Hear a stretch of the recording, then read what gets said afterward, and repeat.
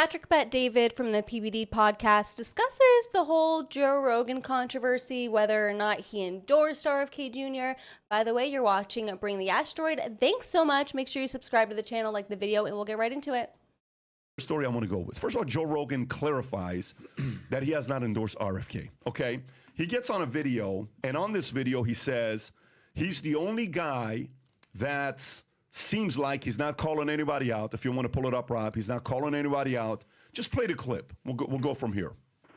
That's politics. They do it on the left. They do it on the right. They gaslight you. They manipulate you. They promote narratives. And the only one who's not doing that is Robert F. Kennedy Jr. You a fan? Yeah, I am a fan.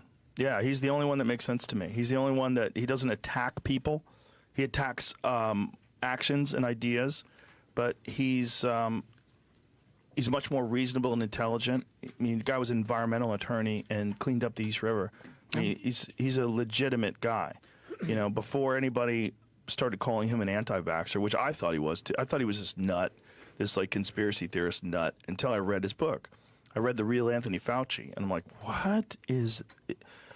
How much of this is real? Because if it's all real, this is fucking insane, and we live in a world where we're being manipulated by these health organizations that are being paid by the pharmaceutical drug interests. And these pharmaceutical drug companies are pumping these products out into the population and telling us that we need them, and then making insane amounts of money. So he makes this comment. Trump comes out with a tweet. Trump says, I wonder what the fans are going to react when he walks into the next UFC. I'm sure you guys, did you guys read that on the Unusual Suspect? You know, how they're going to react when they walk in. Just go to images, Rob. It'll pop up if you go to images. And, you know, he makes these comments, and then Rogan comes back and says, I'm not endorsing RFK. All I'm doing is, you know, he says, that's not an endorsement. Clarifies RFK is likes RFK as a person. Confusion over Rogan's position on election arose following Tuesday during the appearance. Kennedy differentiate. For the record, this isn't an endorsement. This is me saying that I like RFK Jr. as a person, and I really appreciate the way he discusses things with civility and intelligence. I think we could use more of this in this world. I also think Trump raising his fist and saying fight after getting shot is one of the most American effing things of all time. Okay, so that's that. Back and forth, and then it'll be interesting to see how loudly Joe Rogan gets booed next time he enters the UFC ring. And then you know what Joe Rogan does?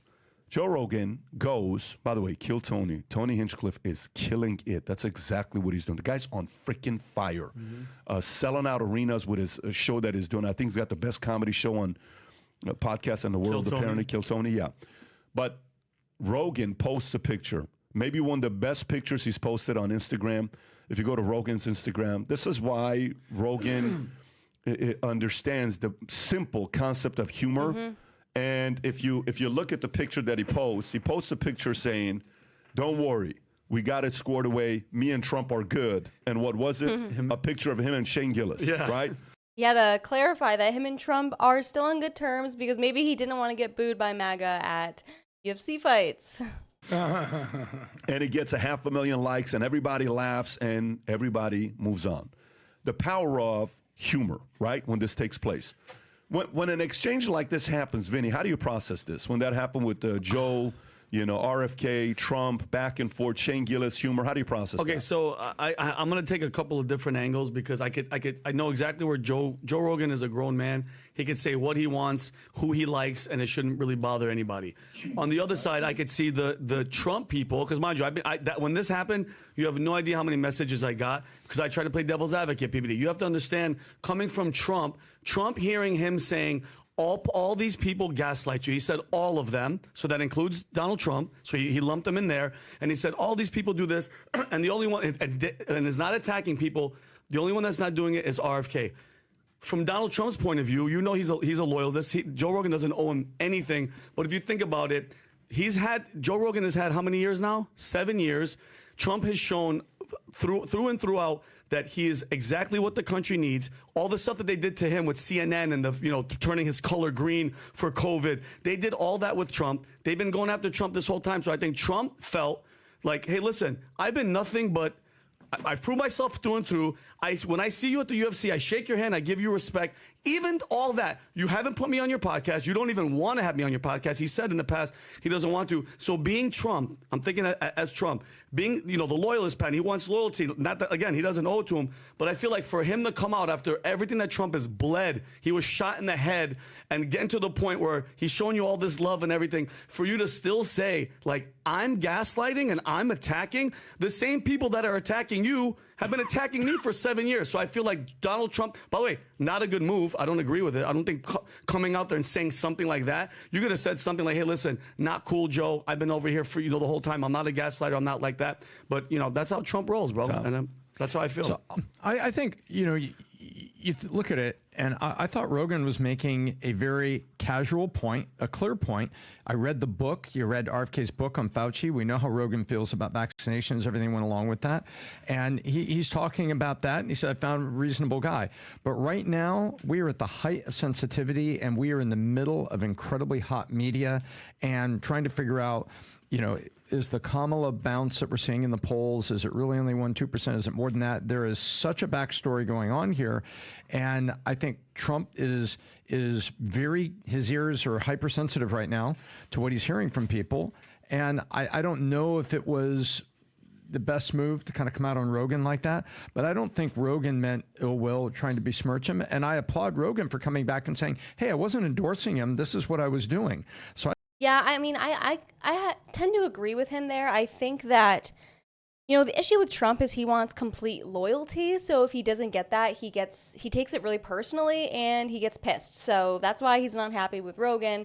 And Rogan doesn't owe him anything. So he's got a point there.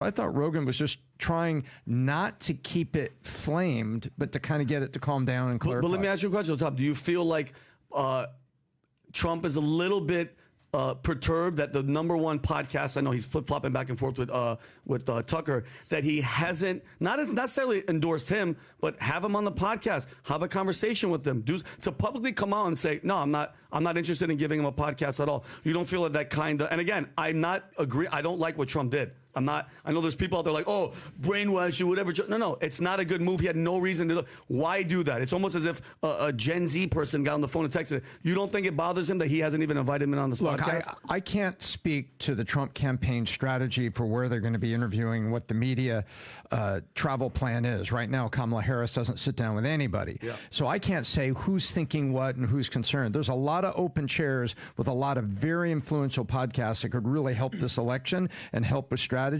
And so I think Trump could be a lot of places. I can't read into what he may or may not have been thinking about Rogan's scheduling and whether Trump's even available where he was going.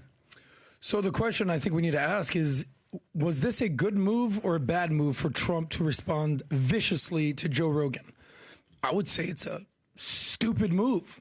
Well, I mean, everything that guy Adam says is pretty stupid. I mean, what Trump did, honestly, it just aligns with Trump in general. He always acts like that, and I don't think it's the worst thing he could have done. He wants support, and honestly, why even waste time supporting RFK Jr.? He's not going to win. He's going to take votes away probably from Trump, and so I kind of see it's like, come on, do we really want to have President Kamala? Can we just join forces with Trump and stop pretending like RFK Jr. has a shot in hell, because he doesn't?